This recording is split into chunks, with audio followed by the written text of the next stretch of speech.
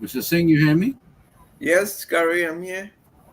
Let me just check my volume. Mr. Singh, you Good hear me? hearing from you, Yes, Gary. Gary, You I'm have here. a Camry picking up passengers. It's a lot of background noise.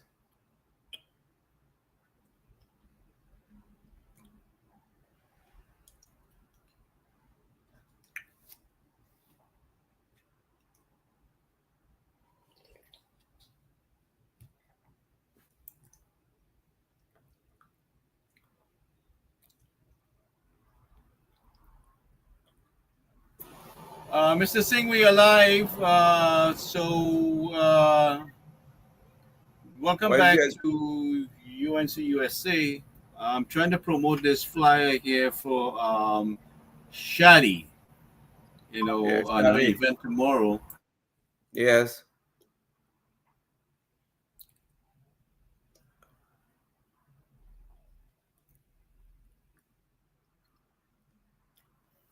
Dr. Ramrup not joining us today. Oh. Somehow my volume is low. I'm just checking to see.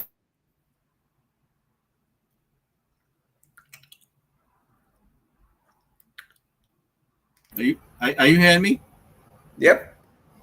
Okay, something. All right, let me just fix my. Okay.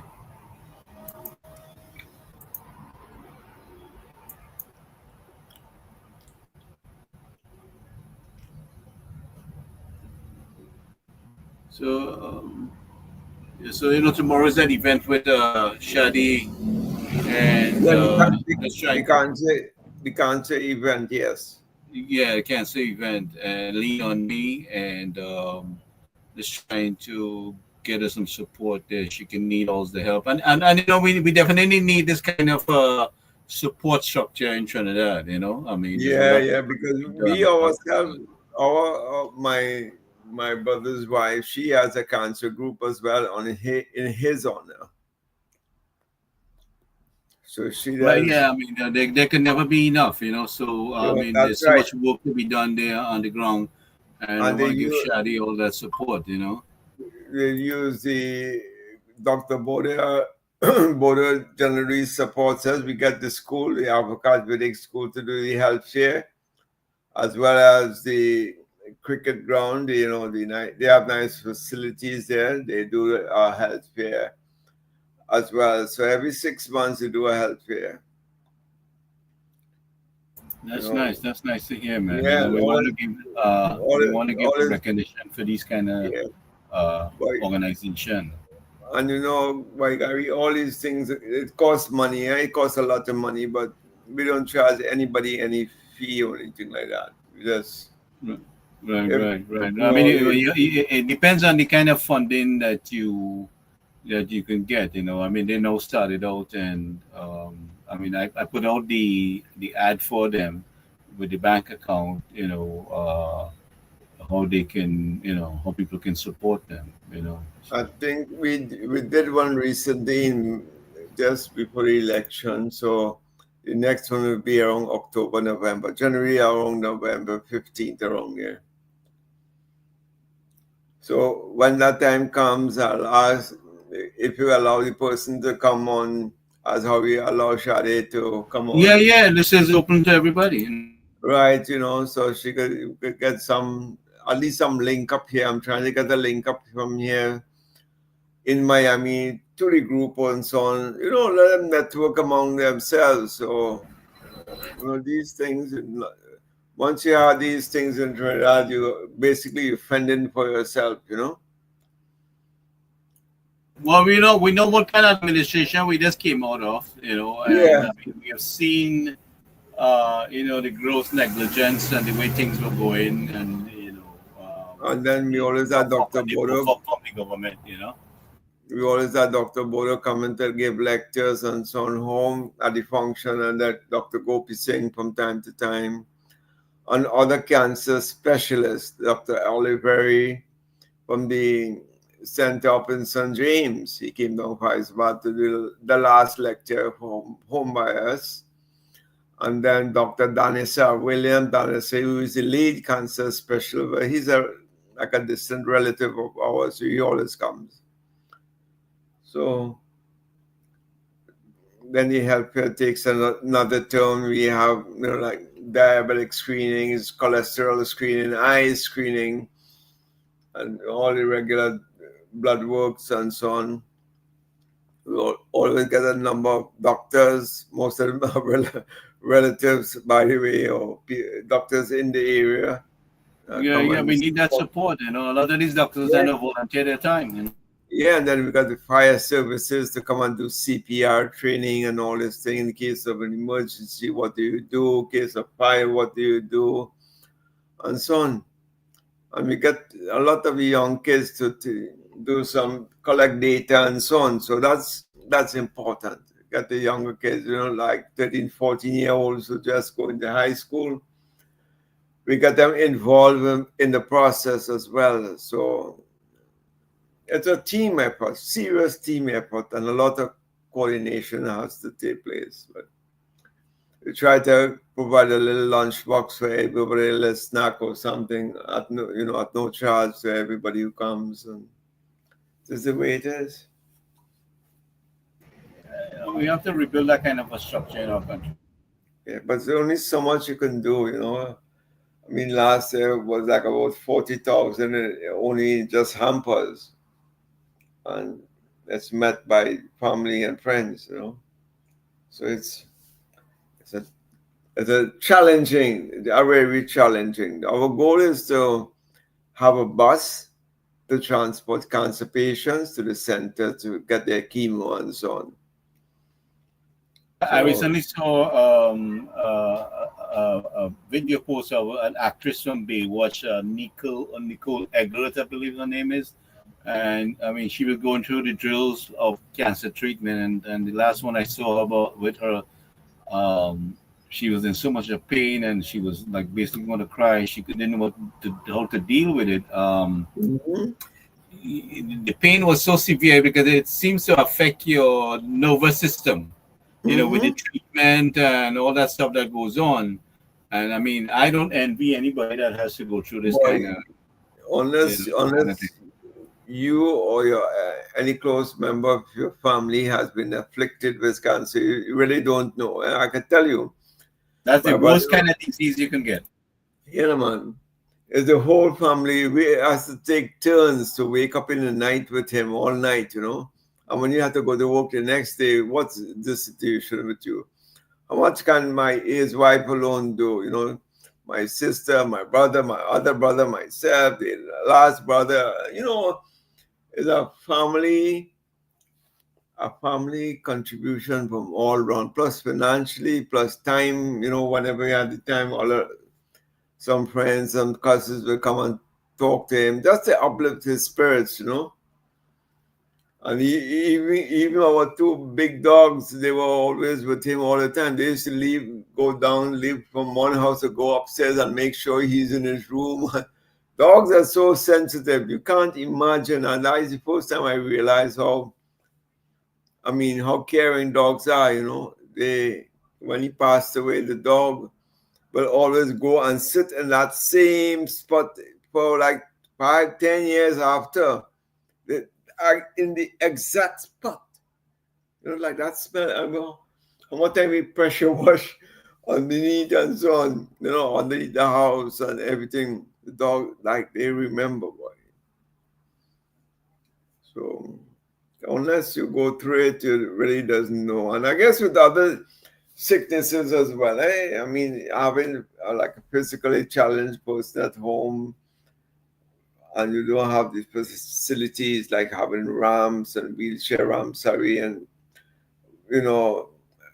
accommodative bathrooms and toilets and so on. It's unless you have gone through it, you really don't know. And I don't know if you know, a couple of the school like Naparima boys, Naparima girls, you don't finish A levels until you do 50 hours of community work, like visiting the old age homes and so on.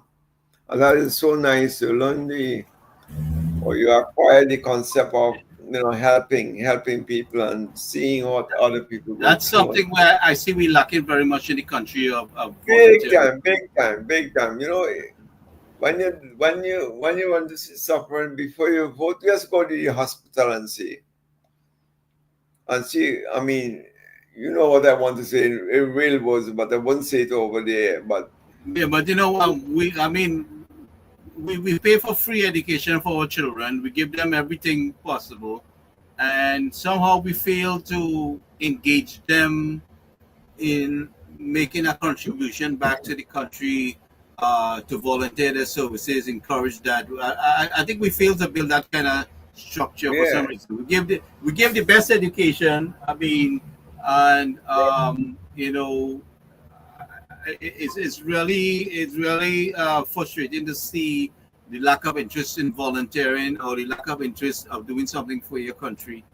but Um, that is part of education as well. So somewhere along the line, welcome, Arjun. Here's my friend here, Arjun Hariko, a long time brother. okay, someone on the live as well or joining Yeah, us. Arjun just joined us. I don't know if he will speak as yet, but he just came in. So Okay, that's nice to have him. Welcome aboard. Hello, good night, everyone. Sorry to be so he late. has No, been no, busy. no, you're not late at all. You're not late at all, my friend. We lime it Thank you. until. Thank you. Well, I'm gonna Okay. have a little sip of vodka and coconut water, so I'm okay. Fine by me. It's Friday evening, and when you work hard all week long and you want to relax yourself, that's what I'm doing today. Wonderful, wonderful. Yes, So how man. things with you, brother? I'm trying to promote this event here that Shadi Weeks is holding tomorrow with that cancer mental health program. Down in the Southland. Right. Yeah. So. I saw it earlier. I saw it in the chat somewhere earlier. Yeah. I was kicking out trying to give her as much support. But I saw. Gary, are we live on Azet? Yeah, we live. Oh, sorry. Okay. Yeah.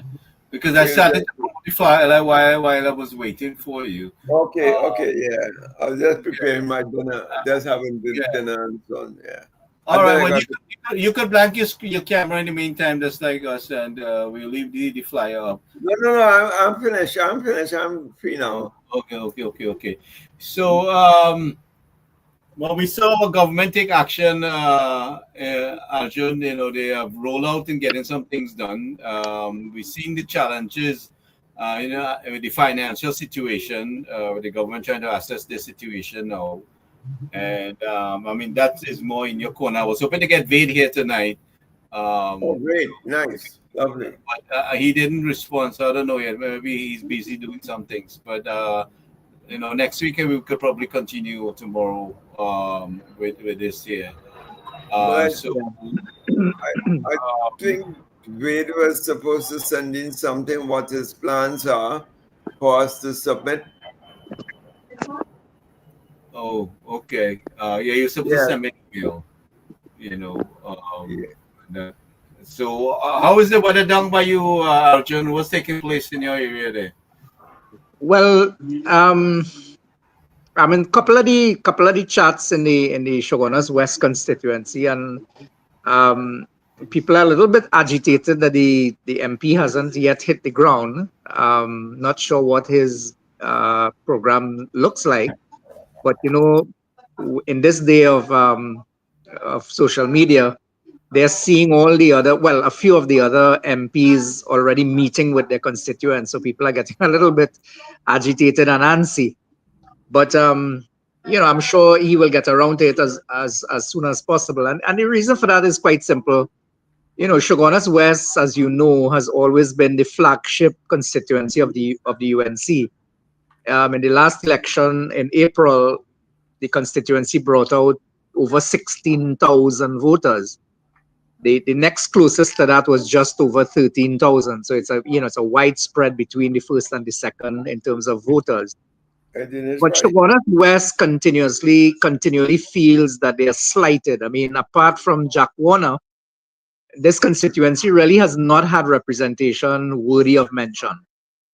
Maybe going back to Manohar Ramsaran probably was the only one that really ever tried. But outside of that, and of course Jack Warner, the constituency really doesn't get representation. So Right. people are a little bit antsy and agitated, and quite expectantly. That is not strange at all. But other than that, I think people are generally the masses are prepared to be patient. And the thing that they are saying now is that, well, the excuses are no longer there because the corporation is in government. That is, the Shogunas Borough Corporation is now part of the government. So they expect that there would be some kind of action in this area, because Shogunas West really does deserve a lot of attention. There's so many things that need attending to immediately, not least of which is the traffic situation in and around Shogunas. I mean, it is just simply horrible, and it really needs urgent attention. So, people are hoping to see some kind of results coming sooner rather than later.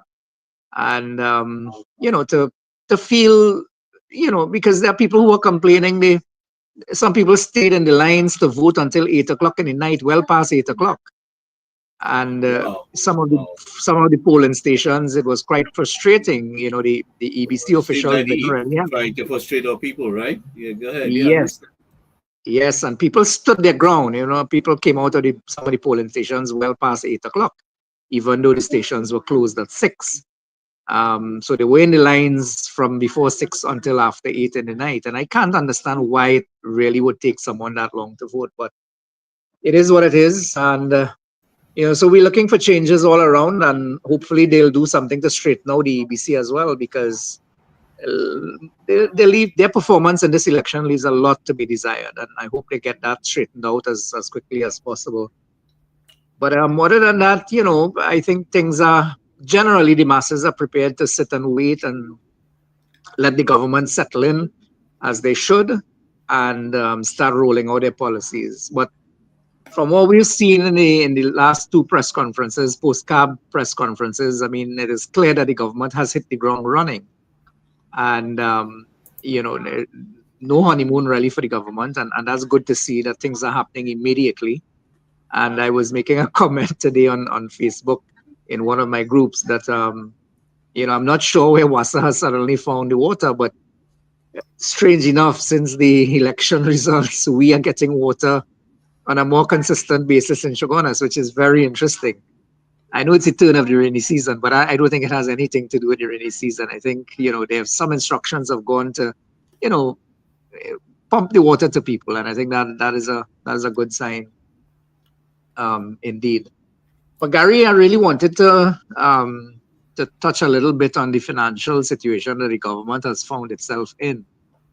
And I'm not sure if you saw a release from Ken Ali today.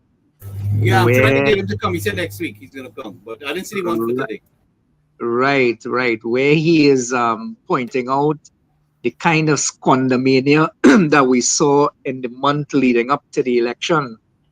And it really is frightening. And one of the things I was saying to a friend earlier today, we should seek to pass legislation which basically prevents a caretaker government from spending beyond a certain level, and certainly not getting into new borrowings in particular.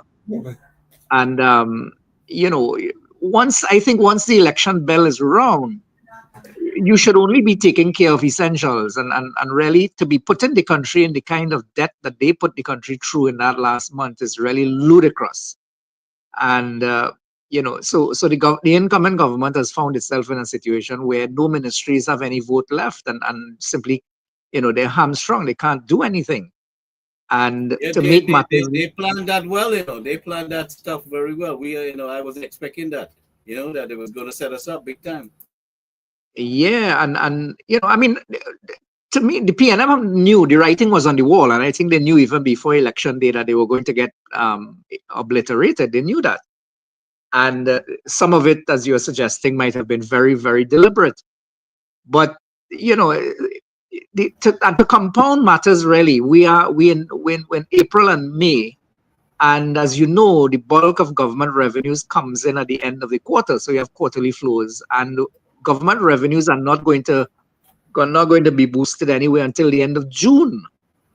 So how this government is going to rally through the end of May with all the bills to pay, public servant salaries, etc., at the end of May, and then rally through the month of June is going to be very, very difficult. I don't know if they can immediately raise any short-term financing in any way. I know the banking system is flush with cash. Liquidity is very high in the banking system, but whether or not they can raise some short-term borrowings to carry them through is left to be seen, because it's going to be a very, very difficult transition period. So I don't envy Dave Tanku. The guy, he really has his hands full. I saw when Mrs. Bisesa said that Mr. Sirat Singh went to the IDB in Washington to see what she can borrow. But that would probably take some time. I mean, I'm not sure you could just go there and come back with a check in your hand. No. I understand that, but I mean, they're taking some steps. Yes, but you they like yourself know that we have to repackage and remarket our government. And we have a lot of work to do. I saw Khadija. Speaking of, they're not senior MPD, but I saw Khadija, with the Borough Corporation. She had a big meeting and she hit the ground right after the meeting. So I'm sure they're going to see some action in your constituency. What I know is that there was a limitation of the resource, the equipment there. So Ministry of Works will have to jump in, and I'm sure Jolene John will definitely do that. Khadija already kind of link up, and I mean, we have a team that's fully intact with each other. So I'm expecting that this amount of time we're going to see some action. And that is one of the. I mean, it's early days still, but that's one of the, one of the very satisfying things that I've seen so far, where various ministers are collaborating, and that's a very good sign. We know North Secondary, what took place there within a day they solve everything, right? Yeah, and it takes operating in silos is the most inefficient way to go, and for the most part the previous government did that, and I hope that this government is going to have a very collaborative approach to several things, so that you get that efficiencies across the system, because it will reduce cost over time. Public Utilities and WASA coming up and digging up the place after Ministry of Works does its job, really that nonsense has to stop. And those wastages that happen as a result of that non-collaborative approach must stop immediately, because we just don't have the luxury of wasting money like that. And I mean, we can see immediately from the 2 weeks that the government has been in power that is a significant area of interest to the government, cutting out the wastage. Well, the thing about it, we had government where nobody held anybody accountable. I mean, you could do what you want, and there was nobody to challenge you. Now that has changed. And the challenges, because you've been in the system there for when you try to move in a new government, how the obstacles and the people will try to give you a hard time. And the good thing about it is we know that even though the PNM is not in government, they are well entrenched in the system, and they're going to keep the government on their toes, and we know that. And I think that, to me, I think that's a good thing, because it will cause the government to watch every expenditure that it does and try to get the most bang for its buck. And I think that's a good thing. I really have no problem with that at all, to the extent, of course, that they frustrate government policy. And they will more do that than help. They're going to more do that than help. Of course, we know that. I mean, we sat down. A couple of my friends and I were looking through the entire list of PSs and DPSs in the system, and boy, it was literally pulling hairs trying to find, identify people at that level who we know would not be trying or tending to frustrate government policy, and it was really an enjoyable session. If I may jump in here, that was one of the first things I mentioned to Gary, and I was so adamant at that I even suggested the first thing we should start to do is to see which PSs didn't cross the T's and I's when the PNM was there. They overlooked things, they let it ride. But when the UNC partnership or the partnership are in power, they played by the law, the Civil Service Act. So, you know, the PNM party can get away with a lot of implementation rules, bypassing the system. Yep. But Yep. when UNC is in power, they make sure you abide by the strict laws of the public service, because the PS is normally head of the accounting department. Well, and that's the thing. I mean, even though some ministries have 2 PSs and 2 or 3 DPSs and so on. They will have 2 PSs, 3 PSs, up to 4. Ministry of Education, whatever, they had 3 assistant right. PSs. But unless you get through the accounting officer, which is the senior PS, you're going nowhere. You're going nowhere, and they can thwart all their best efforts. Yep. That's what I'm saying. But they, under the PNM, they look the other way. And we have to find out who are the ones who are culpable. Yeah, and that's not difficult to do. I mean, we've spent some time doing that, and you know, I sent a list back to the hierarchy in terms of the ones who we have question marks against, and definitely the ones who we know are going to frustrate the government. So that exercise has kind of partly been done. But at the end of the day, I mean, recently? You did that recently? Yeah. We did that last week. Nice, so nice. That list has gone back, and of course, you know, we have people in strategic places who contributed. It was a group effort, and we did consult with a number of people in the system presently. So, yeah, unfortunately, though, we have a large number of PSs who are going to be retiring later this year, early next year. You bet. So, if they have been found to be breaching the law, you know, is to hold their pensions or gratuity in suspension.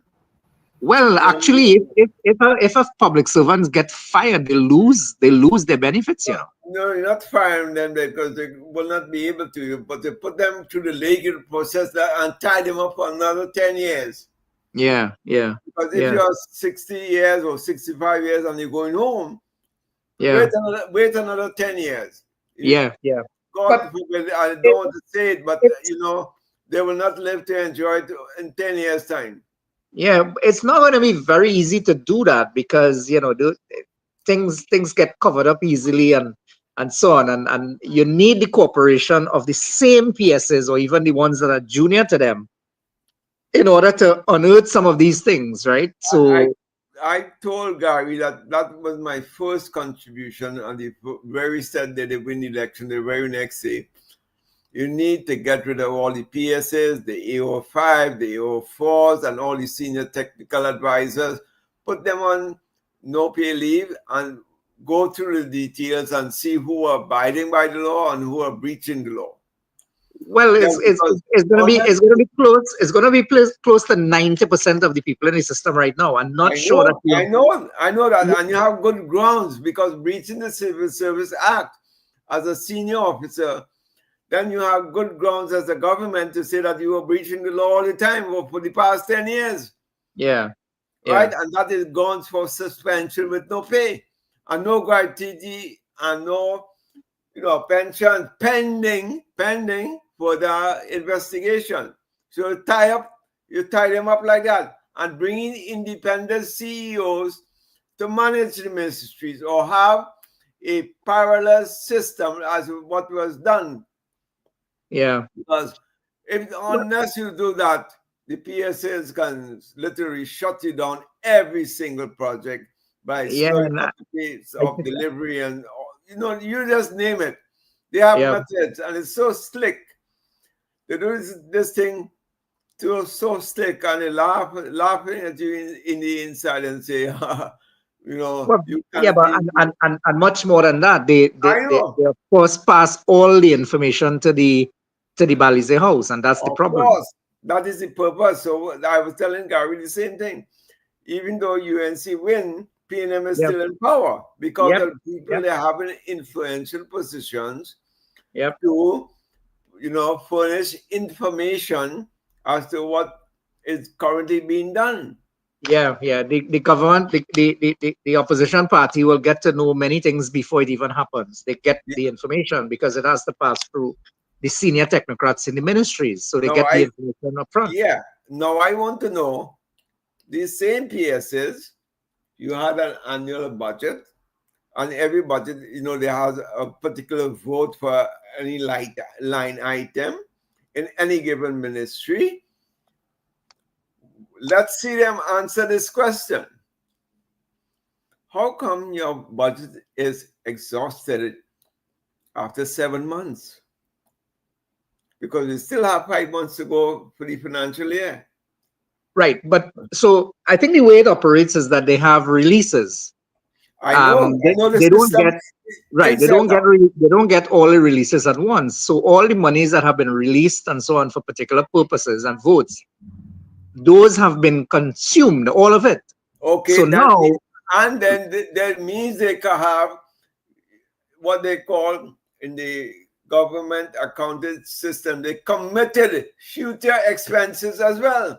exactly. And they have a lot of unpaid bills. A lot of payables are sitting in these accounts.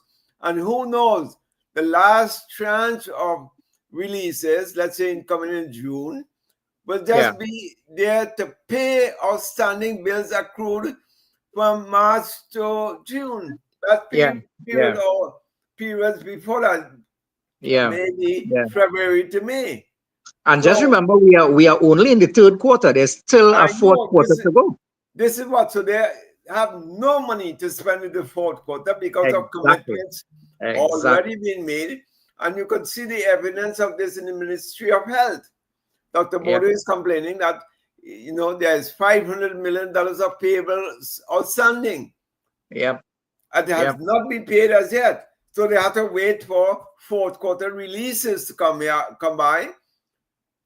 And that will be exhausted. So what about the expenditure coming from June to September? Where are you going to draw down to or get money to pay for that? And I think what the instruction should be to all the ministers is to check very carefully some of those committed expenditures. And until you are satisfied that they are legit, leave them pending. Just leave them there. Hold the PSAs. These are the places you can hold the PSA, the assistant PSA, the AO5, the AO4, culpable. Well, don't even go that far. It's the accounting officer. Unless the accounting officer in the ministries signs off, then nothing happens, right? So I even going down to the AO4 level. I am holding the accounting officer responsible. I'll tell you the reason why. Because it's a ladder process. It comes to the AO2 or from the accountant 1 to the AO2 to the AO4 to the AO5 to the PS. That is the process. So you have the whole chain of command to look them up. You have, because if the AO4 doesn't recommend, the process dies right there. But once he recommends and the AO5 just countersigns it, and then it goes to the PS who says, my 2 other junior officers have already recommended it. She just signs off on it, or he just signs off on it. Yeah, and that's the normal flow of things. But in this last administration, it didn't quite always work like that. I have some information coming out of a couple of the ministries where the minister got his way once he had an accounting officer who would support his plan. What I'm saying. This is how you can catch them. When those that went through the normal system, you have justification to terminate the entire chain. Right. Where the minister sent it directly only to the head PS, and that breach, if any breach was discovered there, you also have grounds to dismiss the PS. Yeah. So either way will suffice. The other thing, though, is that the normal practice in the public service is dismissal with full pay. That is what I said. No pay, suspension with no pay. Yeah. So they normally go on full pay. Yeah, but that got to stop. Then going on full pay, meaning that they're on vacation. Yep. And then what happens is when you bring in substitutes there, you then double the payroll. That is why you have to do it on no pay. No Yeah. pay. You could do the legislation to create that. No pay.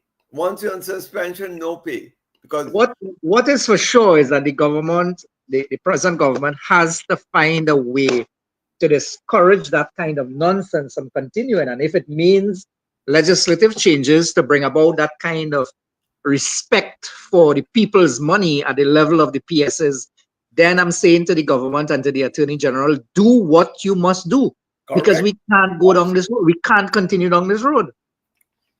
Yeah, then you see how they straighten the system and do a parallel system to replace the PS, because you have a 2/3 majority. There are certain things you can implement. Yep. Still Yep. keep it under the $1 million as what PNM had. Under $1 million, you could do only any project without going through the channels, so to speak. But I mean, it's one thing to consume all of the available finances. It's quite another thing to go and borrow to the extent that you have borrowed. And I want to see, I'm going to clamor for legislation which prevents a caretaker government from doing that. I mean, that is ludicrous. It's an unwritten law. That's the situation right now. It's an unwritten law that you're not supposed to enter into major agreements and borrowings and so on once the election date is called. Well, we have to go past on that unwritten law and put it into law. It has to be legally in writing 6 months before an election. 6 months. Yeah. Unless it's a continuing project and you have to finish it. Yeah, but nothing new. You can't get into anything new. No new project. Well, we saw that $1.5 billion that they said that was and Vishnu Danpal trying to do us some dance around it also. What they call it. I know Ken Ali wrote something. I'm waiting for him to come here. Arjun, I'm hoping to have you here when Ken Ali comes.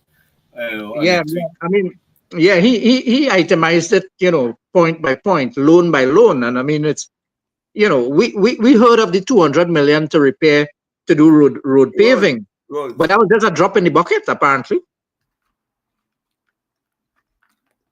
was 1.5 million in 1 month before the election date.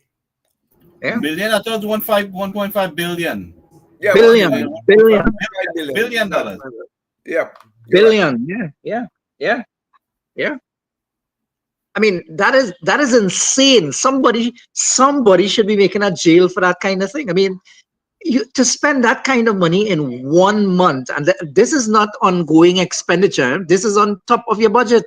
These are items that were not budgeted for, but have to be paid.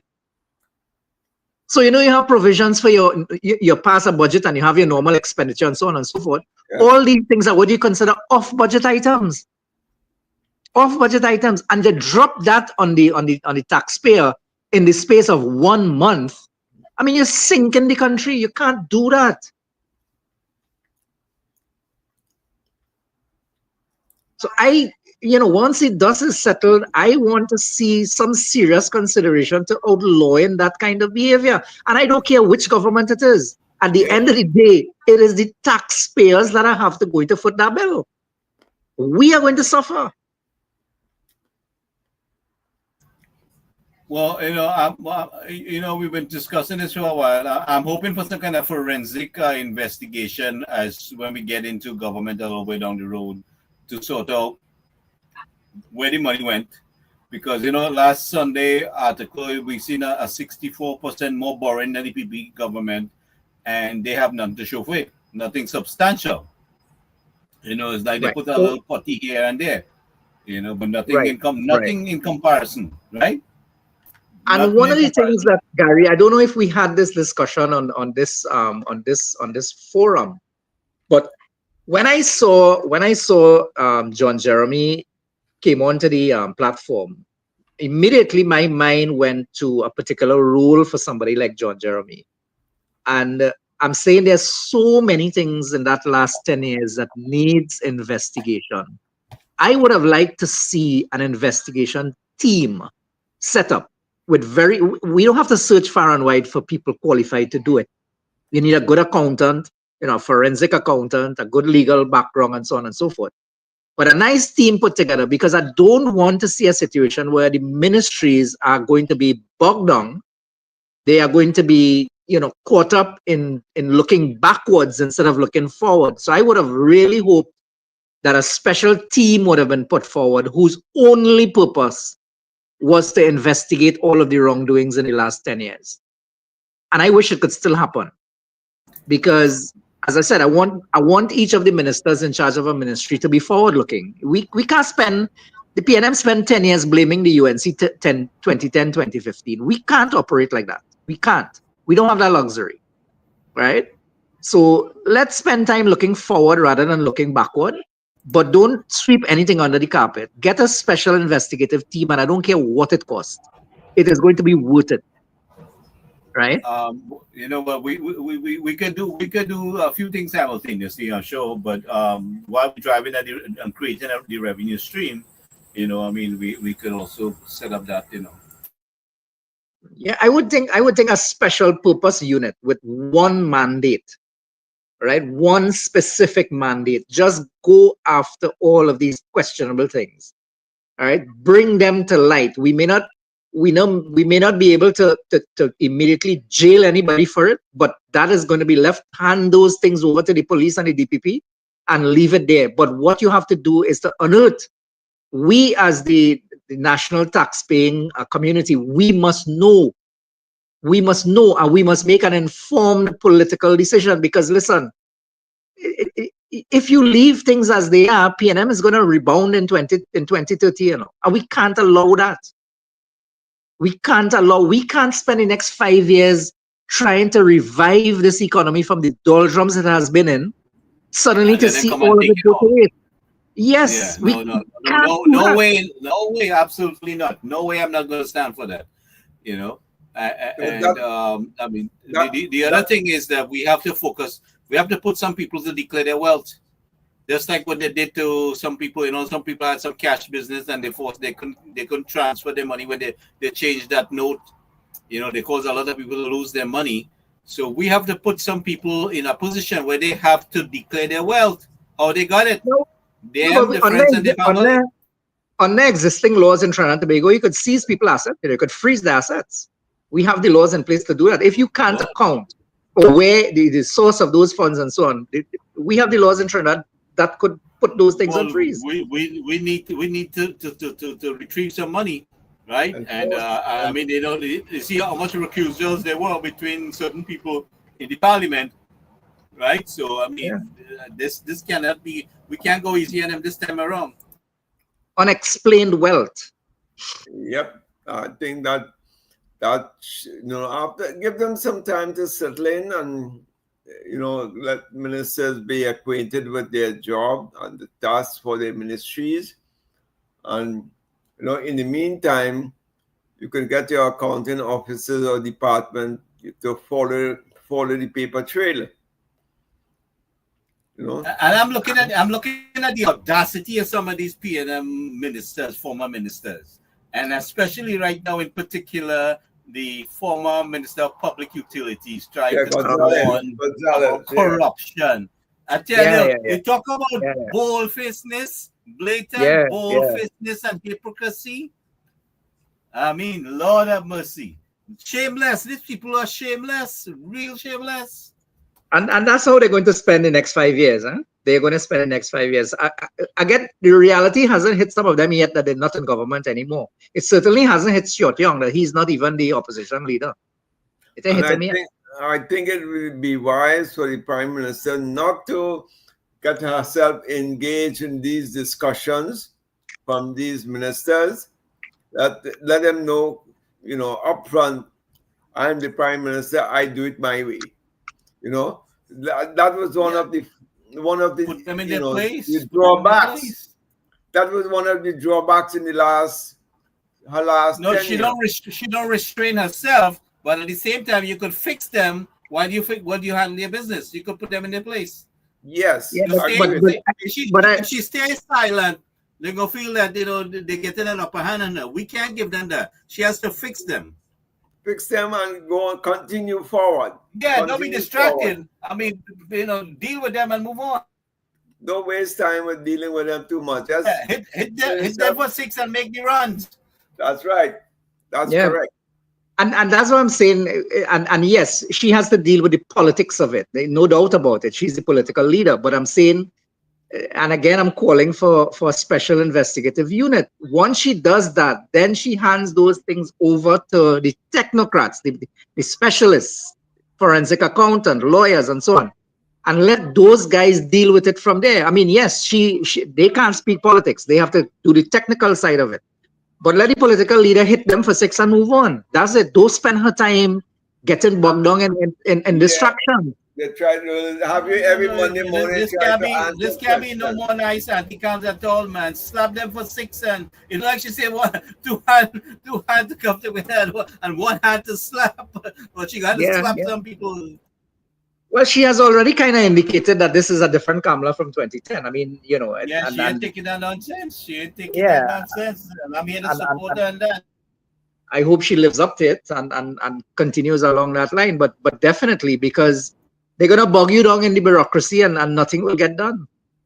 But we have to deal with those ministries, and like we were discussing, because a little while ago that I said, create a structure where you cause them to fire themselves. You give them conditions, and they don't fulfill the conditions. You fire yourself from the job, because I heard the stories of people skipping out meeting, walking out in the meeting, not showing up, all kind of different things when you try to put a ministry, up and running and doing things, and they were showing you what they could do what they want, and this is PNM country and Eric William country, right? Eric William is the grandfather, so they could do what they want, and this nonsense, So I mean, we have to show them who's in charge. We in charge now. Yeah, and it has to be. I mean, people have to get to the point where the elections are over, and it's about bringing this country back from the brink, and all hands on deck. And regardless of what your political affiliations are, now you're supposed to be focused on getting the country moving again.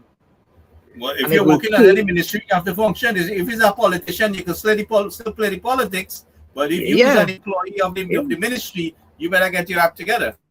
And that starts from the level of the senior PS come down. They are all technocrats. They are not politicians. And they must understand that. I mean, a good case study, maybe for a university student doing a master's thesis, could be the former Ministry of Justice under Volney.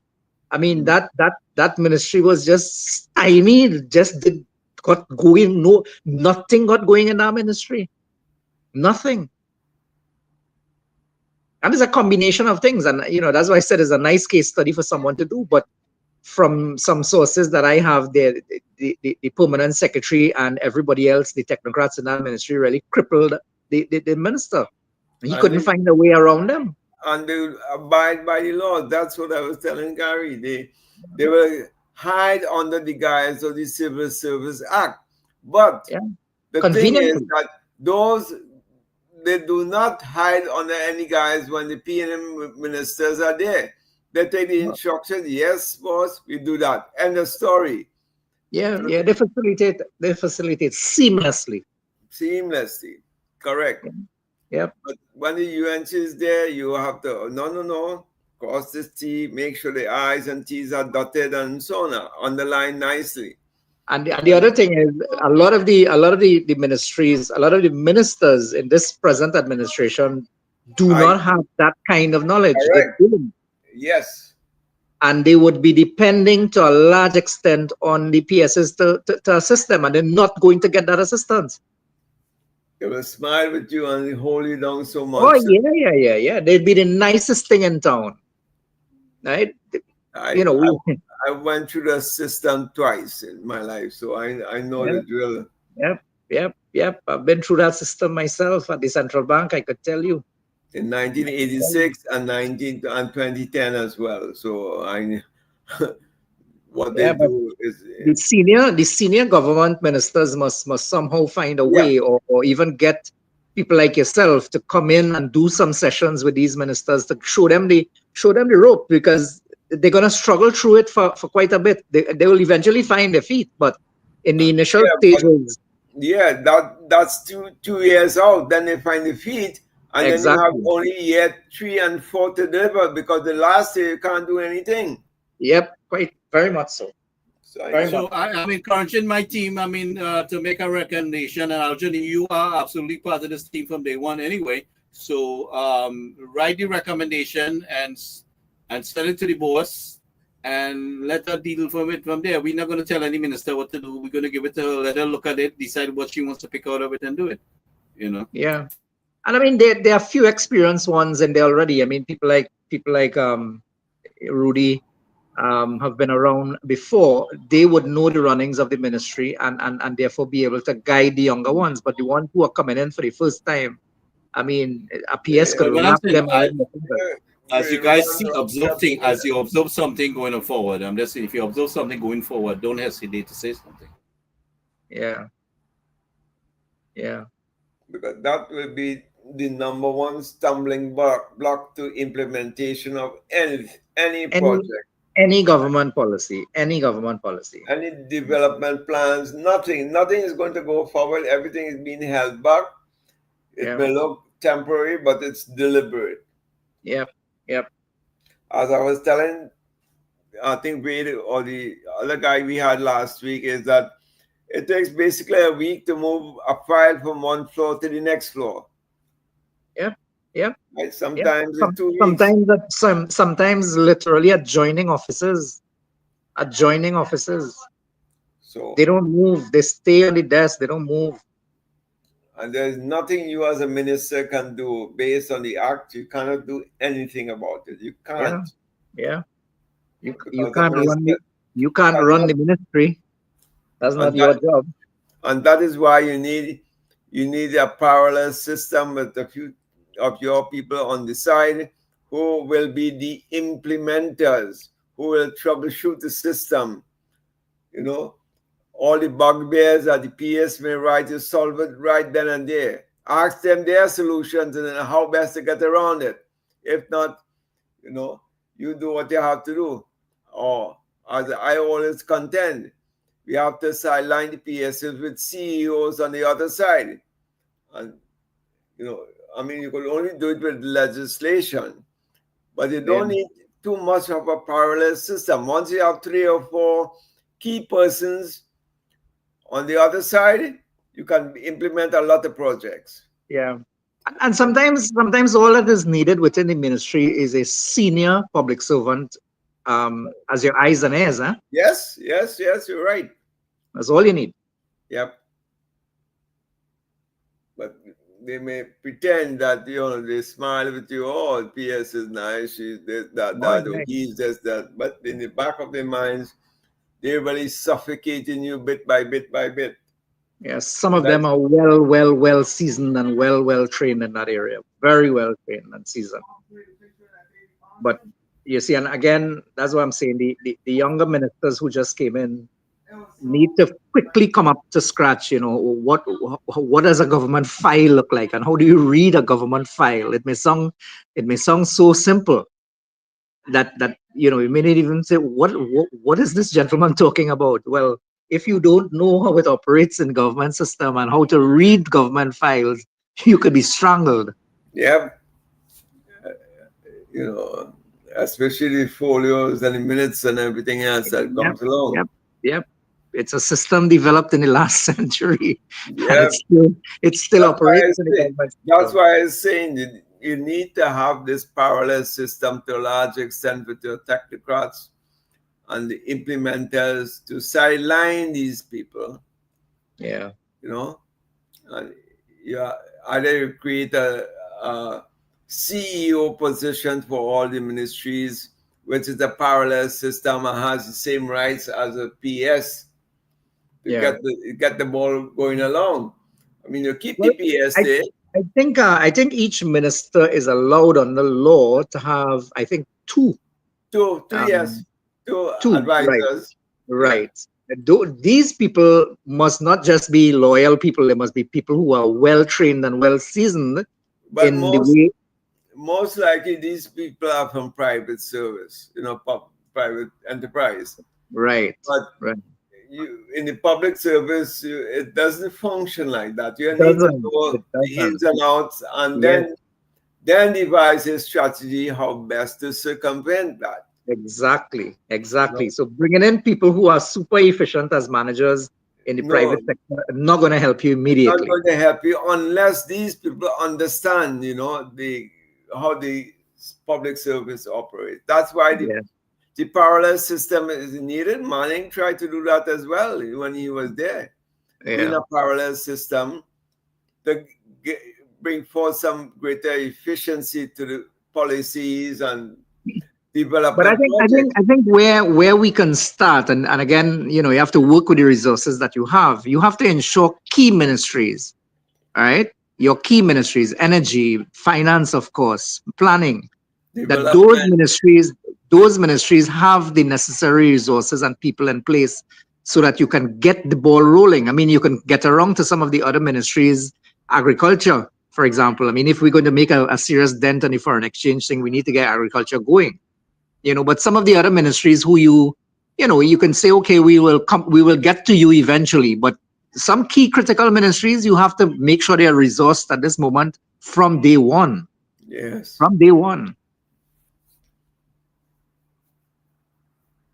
And the office of the prime minister has to kick in there and get the CPO to shift them around. You can't fire them immediately, but shift them around. Yeah. Well, it Get the right people in the right ministries.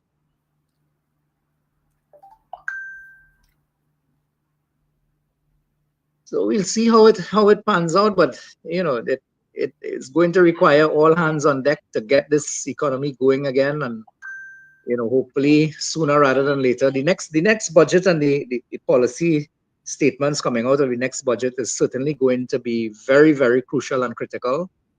Hope we can survive until September, somehow rally until September with the resources that is available to us now. But an $11 billion deficit is not going to be easy. It's not going to be easy. Yes.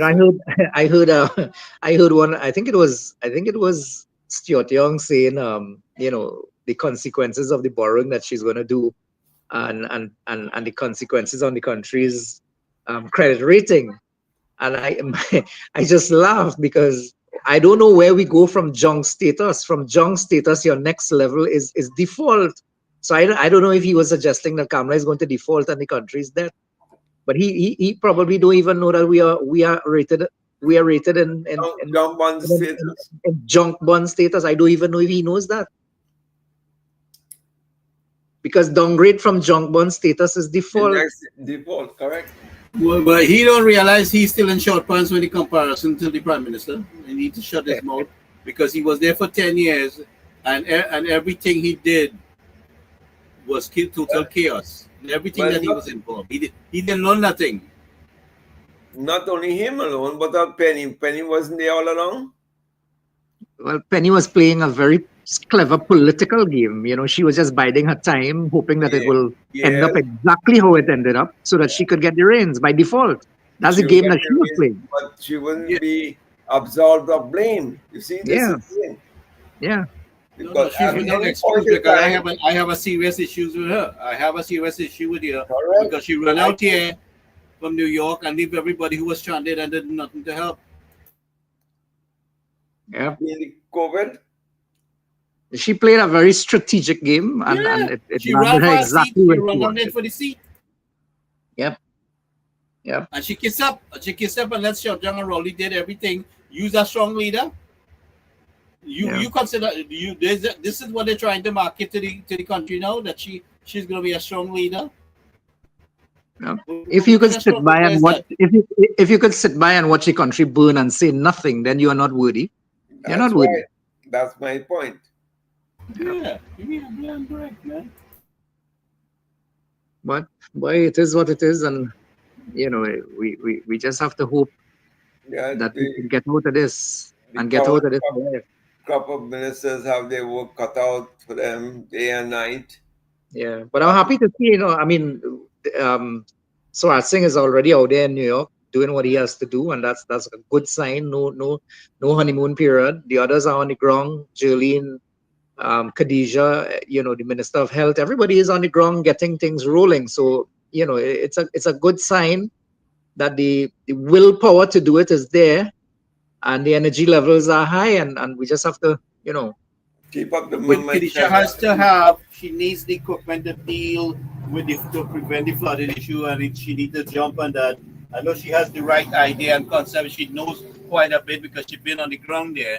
It's not that she's not familiar what has to be done, but like I was suggesting on the, I don't think I have any disaster chat. Oh, yeah. So about getting certain things done. You need the heavy equipment because remember, local government didn't have much really big That's right. backhoes. Though they had some Remember, small backhoes really, and they were sharing backhoes, and most of the time the backhoe break down, and it was borrowing and all this kind of nonsense. So yeah, but Ministry of Works once they link up with the Ministry of Works, they'll have access to more equipment. So that's what I'm saying. So here's the Ministry of Works that's comes in why and- that's why I'm saying all along it has to be a community effort as well. The yeah, and I think we are seeing that. I think we are seeing that. Nobody's operating in silos, and again, I commend them for that. You have several initiatives where 2 and 3 ministers are present, collaborating across ministries. So I think the UNC government understands that, and while she might be the initial one on the ground doing what she has to do, I think once the depth of the exercise is known to everybody, they'll get it done. Thing is, time is against them. The rainy season is going to be upon us in full swing from next week. So time is against us. All of this should have been done in the last 3 to 4 months, but it wasn't. So they'll be caught with their pants down to some extent. But you can't sit down and throw your hands up in the air. You have to do what you could do. Well, I don't think we'll be caught with our pants down. I think we're caught with a lack of things in place, in the sense that we will have our pants on, we will have our how to say, our rain gear on and the boots on. Is just that the things wouldn't be in place for that, and that is what Khadija is going to have to deal with, and that's what, again, when Ministry of Works I see comes in. We need some engineers to share their info on these rivers and how quickly we can try to kind of restrain the flow. And that heavy flow that will come down. Once rivers start flowing again, it's difficult to go and dredge them and so on. The real time to do it is when in the height of the dry season, but nothing was done, and that is the problem. That's the first thing. I mean, there's some things you can do. I was asking if we can. I mean, we always have the boulders coming off the mountains, and we need to do some kind of excavation there. We get some of that stuff and bring it where we need it to kind of create restraint, because you can't just build up the bank with dirt and the flood water comes and knock it down. You have to interlock some of these embankment where you can possible. I mean, I don't know how much time we have, so I'm saying look upstream river, set up a drone. But most of this information, the Ministry of Works might already have it, where you need to focus on, and you create that water break. So you start dredging from upstream. So you kind of deepen the river up front, so the flow doesn't come so heavy, like, and go down into the community, and you build up the embankment as much as you can. This is not because sandbag would not be able to stop the heavy flow of this water. When you see when water coming, knocks everything out. Yeah, but one of the things they have to do, which is to me a very low hanging fruit, is to create dams, catchment areas, holding ponds, whatever you want to call it. You have to expand it. Whatever you have to expand it. Yeah, but you have to create new ones. I mean, for the longest while, we've been talking about one in the Caparo Valley area, Mamoral, Caparo. If we do a couple of those across the country, so that you prevent the water from reaching down in Oropouche, you catch the water somewhere before it reaches Oropouche, because once it reaches down there, and the tide is high, the water has nowhere to go. So you have to prevent it from getting there in a rush. And what this, to me, a low hanging fruit is to dig wells and dams in areas where you can divert those water higher up. Yeah. And I've That's been- what I said today. So I I gotta have- remember to add it to the disaster group. I have Yeah. been emphasizing that point all along. We have to But I find out the lowest area is the Oropouche Lagoon. Right. Right, all the water from Bark Ponds, which has a higher elevation, it rushes down to the lowest level. Yeah. Yeah. And All that water coming from Tabaquite, Brasso, Flanagan Town, Caparo, all the way down through Londonville and so on. All that water comes down to Central, you know. yes, You but catch that water before it comes down here, because once it reaches Shogunas, then you have to deal with the tide. We're it's- just off the west coast, and once the tide is high, where's the water going to go? you have to slow down the process, the runoff process. Once that runoff process is slowed, and you have functional sluice gates, you have functional sluice gates and pumps by the river there, so that you can only have flooding, as I say, for the most at any given point of time, not more than 48 hours. Not more than 48 hours. In most cases, all floods should subside within 24 hours. And If you I think that's a very low hanging fruit. That's something they can approach immediately. There are some natural dams that have formed themselves in the Ravine Sab area, in those former sand pits and so on. With proper management and proper work in those areas, you can expand that and divert the flow of water into those things, you know, if you manage it properly, and slow the water from going further down the road. And I'm sure the same can be done in the Southland as well. Because let's face it, the Oropouche Lagoon is a low-lying area. it's a And if you do low part. nothing to prevent the volumes of water coming there in a short space of time, you're going to be faced with flooding 2, 3, 4 times a year. That is Exactly. We have to low. create that water breaks. And I've been saying this for the longest time. In fact, I repeated it on this program many times, and in the disaster group, I've said it before. I mean, PNM wasn't listening, but welcome, Dr. Mara. Dr. Mara is in the chat tonight. I see Cheryl Baker, Nadira, a usual supporter, very strong supporter. Nadira is here. What's her name? Sally Ramlogan and Farisha Mohammed. Lindsay is here. Welcome, everyone who's listening. If you have something you would like to share, please feel free to do so. Go ahead, guys. Yeah, but that water retention is key to mitigate the flow of water. And once you have that, and you have, as I say again, these sluice gates, operational sluice gates, and a couple of these big heavy-duty pumps, you can eliminate the flooding in a very short space of time. Because let me tell you, only when you have been through these floods, when you have massive losses, and some people have had floods 3 and 4 times for the year. Yeah.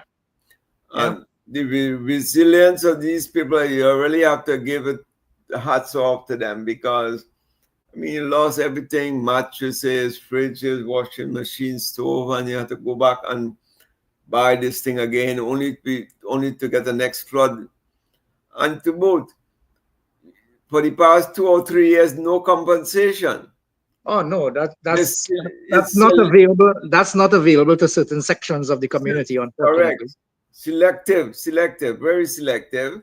And they give you all the runaround, but you have to get this, you have to get that, you get this bill from that person, and so on. They make it so difficult. Until you get fed up and abandon it. Yep. And that's the ultimate process objective in mind. Frustrate you until you leave. So this is not uncommon, you know. So with this season, as I said, Gary, in the chat today, the most we could do is exactly what Khadija is doing: flood mitigation. See how best you can alleviate the situation from now on.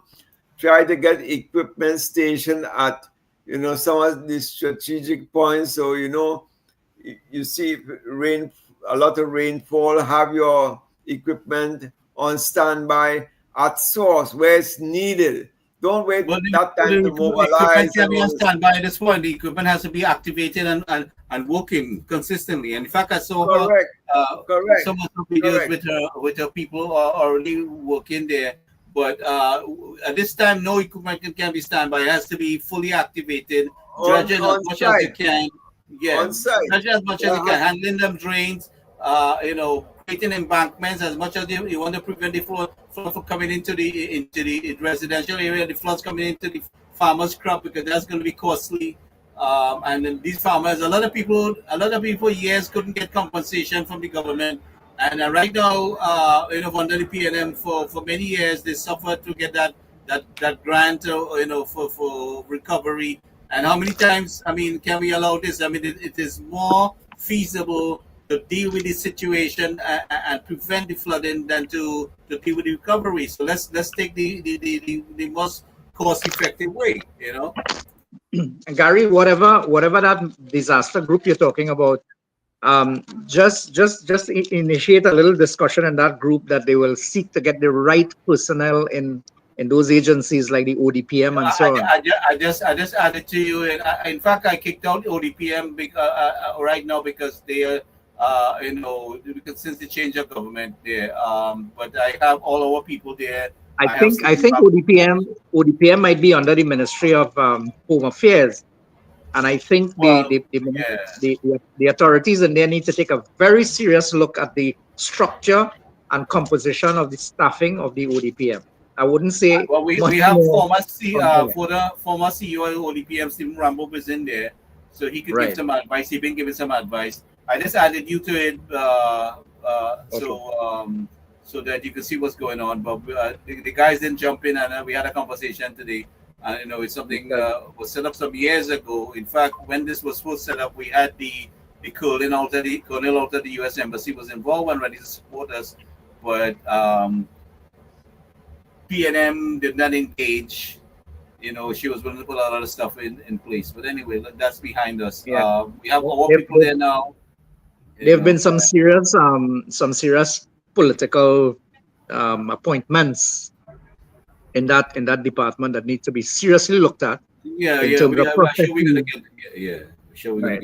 processes and how people arrived at the position that they arrived in.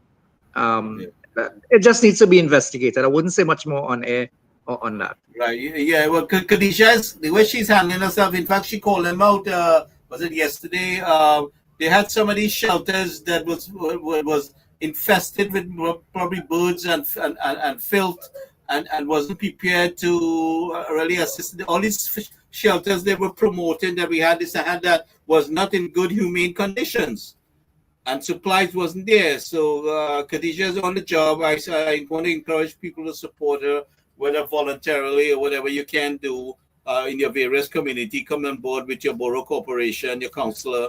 Get in touch with them, see how you can help. Just don't sit by, because the more we can prevent is the better, because it'll be less costly for all of us. Yep. So, volunteer wherever you can, don't wait for somebody to ask you, you step up, and do whatever you can in your local community. Get in touch with your councillor and say, how can I help, because we want to prevent as much flooding. When the farmers lose their crop, all year you're planting, for months you're planting, they start beating the sun and the rain, and then you get wiped out like that, Yeah. And at one of the initiatives I think Khadija could get going immediately is a call it whatever you want, but a national cleanup day, because you won't believe if every person picks up 50 bottles from right around their homes on the side of the road. You multiply that on a national level, all of that eventually finds its way into the river courses and the water courses. I went with a huge garbage bag in the lot. There's an empty lot next door to my house, and 50 feet long, and the space of that 50 feet long in the side of the road, I picked up an entire bag of plastic bottles. If everybody could do that in the neighborhood in which they live, you will not believe the national impact that would have. And I think a time like this, when the nation is rallying around the government, that it might be an appropriate time to do it as well. Every little bit helps. We did something like that in 2010. Remember, we started out, everybody was volunteering. In 1986 as well, one in our yeah, and that was a massive success. I remember 1986. It was the first time that I was voting, so I remember how passionate I was. Well, but that single event, that national cleanup day that he now introduced in 1986, that was one of the most, it united the nation so unbelievably. to see the way communities came out together to get that thing done was amazing. And I remember it as if it was just yesterday, because I And was I part was of it. telling Gary, you have to get that community involvement. You have to get the involvement of these big contractors who get state contracts and so on.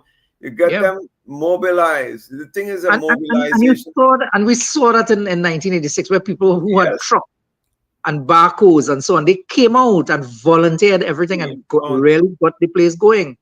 You know, and people will do it once they, you see, leadership is everything. And once it is properly mobilized at the national level, people will jump in and do it. And they're riding a momentum wave right now. So now is Yeah, the best time yeah, to implement yeah, something like that. yeah. Nationalism is high at the moment. A new government in place, people are rallying with the government. Yellow is the code. Everybody wins. We have to maximize it at this point. So I think the nation is ready for it now. And as I Agreed. said, we're the brink of the rainy season. By next week, it will probably be officially declared the start of the rainy season. Well, And understand there's a yellow code for tomorrow already. yeah. There's the entire both countries are under yellow code for Saturday. From 6 p.m. to But within after the first flood, the amount of plastic bottles that are going to go down and clog up the water courses is amazing. And if we could prevent that from happening by just picking up what is in your sight, you're not going looking for it, you know, what is right within your sight. If you could pick those up and dispose of them properly, we would have done ourselves, you know, a great benefit. So Gary, maybe you can throw it out in that group as well, and you know, see if we can mobilize and get something happening. Yeah, there's been some discussion. I want to encourage you to jump in when you can, and you know, you could feed from what is needed in your area and what you see in your perspective. You know. Right. Right. So Anyway, gentlemen, I have to take my exit. So it was nice chatting again with all of you, as thank usual. you for taking the time. We'll be in touch. Yeah, we'll catch up again soon. All right then. All right, Thanks. take care, man. Thanks. All right, bye. So, Suman, I'm just switching up on my device here, so you could continue what you are discussing, and I will catch up in 2 seconds. All right. Well, as Mr. Harry Paul said, he has very good suggestions, and it's something we spoke about on this platform a couple of times, both the disaster management and the role of the senior executives in the ministry and those that do not conform with the objectives of the newly appointed ministers. The third aspect was the flooding, the preparedness shown by the Minister of Local Government and the Minister of Works in coordinating the efforts for flood mitigation. The fourth thing was the coming together of a couple of the ministers in the various ministries so we're going to develop more interministerial teamwork among ministries so that one don't dig up the road and leave it for the next one to fix and so on. There must be coordinated efforts. The fifth one relates to the laptop and the provision to buy 18,000 laptops for students. I see yesterday or today where the tutor representative also suggesting that Standard 4 and Standard 5 be, provided with laptops as well. That is very strange. I'm hearing some, requests like that. During the past 10 years, I never heard tutor mentioning anything about laptops for secondary school students, and all of a sudden, they seem to have found a voice that to purchase laptops for Standard 4 and Standard 5 students. How convenient, And this is the same union, I think, that signed the 5%, wage increase. So it leaves a lot to be desired that for that particular union. Anyway, we hope that the ministers get their handle on the job, work around the problems that they may encounter. It's going to be a long, drawn-out process for some of them, given that there are quite a few young, inexperienced ministers who may not have handled any ministry portfolio before. And if you lack that experience on how to deal with senior public servants, then you're in for a rough time and you will not be able to deliver on your promises. So, with that in mind, I think, Gary, you have anything more to share? No, I think we can pretty much wrap up. So I want to thank everyone for joining us tonight. And please remember the event tomorrow, the All Cancer Lean and Me event, Shadi. with Shadi. That was posted here. The flyer was posted. And I want to thank everyone for joining us.